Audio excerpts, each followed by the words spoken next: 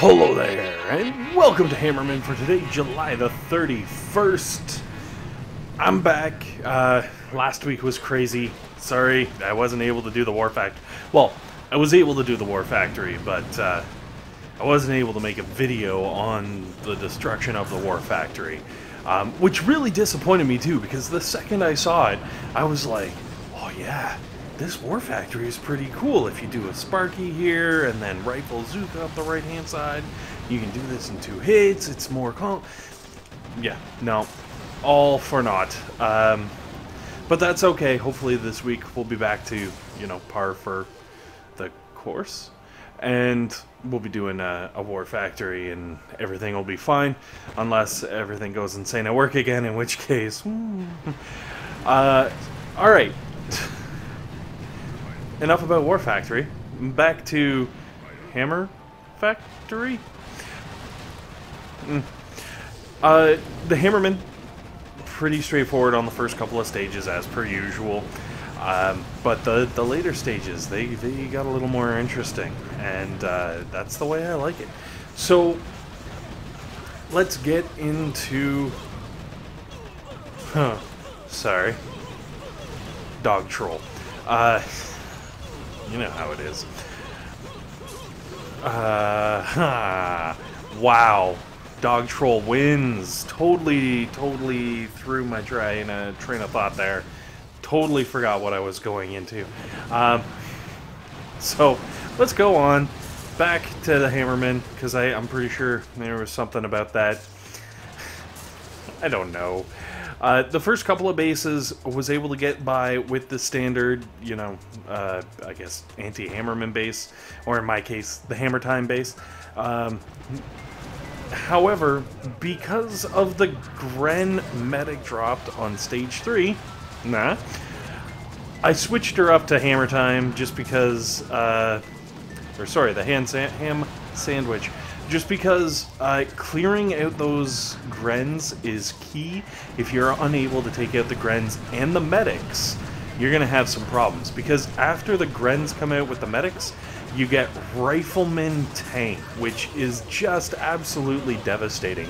Like, because the tanks will not die to your machine guns and flamethrowers, and your horde of Riflemen will not, well, I guess Hammerman's horde of Riflemen won't be taken out by a bunch of sniper towers. So, basically, if you've got the medics backing up the Riflemen and the tanks, that wave after the Grens gets really nasty. So, definitely make sure you stack your deck to take out not only the Grens, but also the medics as fast as humanly possible. And then move back to a regular base for stage 4, because that's kind of how we roll. Again, it's Rifleman medics. This week, I don't know why, but it's all about, like, the medics and the Grens. They're all over the joint. The place is lousy with them. You'd think they were, like, rodents or something, you know, like when you get rats and they just never go away. Now, I was lucky enough to catch all the medics in a shock from the shock launcher and kind of fried them all. But if you allow those medics to come down and meet up with the Rifleman Zooka over on the right-hand side, it can get especially nasty. So make sure that if you can, you separate those two sides as quickly as possible. And then warriors come in to kind of like finish things off, but they're warriors. They'll go down to flamethrowers and machine guns nice and fast, assuming you've got some riflemen, or sorry, some machine guns and flamethrowers that are actually still standing. And that's kind of the key of that level. Keeping it maybe a couple of flamethrowers and machine guns further back and like swap them forward with cannons and sniper towers and whatnot might be the way to go about it. Now, good news, stage 5, I was looking at the troop composition and I was like, wow, this is going to be nasty. And then I realized, nope, Zookas are coming out first. Guess what that means? Throw your base a little further back, let them run over a bunch of mines, and they are going to be fried. And as you can see, the same thing happens to the warriors. What I would suggest is maybe stacking a few extra mines over on the right-hand side. That way, when your troops or when Hammerman's troops roll up on your defenses, they're going to kick off a few extra pops, and hopefully, with luck, you're going to be able to take them out even quicker and easier than I did with the flamethrowers and machine guns and whatnot. Excuse me. So, stage 5, once the scary stuff is down, actually kind of easier than stage 4. Honestly, like, I felt like just all you needed to do was front stack some AoE damage and you had yourself a win. Now, stage 6, as you can see, I am rolling in without the prototype because I wanted to see if I could do it. And I did shuffle around my mines, you can probably see that there, and kind of change things up a little bit from my normal base, just because I had to take out certain things. You know, I had certain stages of the attack, certain defenses that I was trying to protect and trigger off, events and unfolding and whatnot. So stage 6 was tough, but fair. I think that's the nice way of putting it, tough but fair. Or tough but doable is maybe a better way of putting it. It really did. It took me a couple of goes before I was able to finish it off without prototype defenses.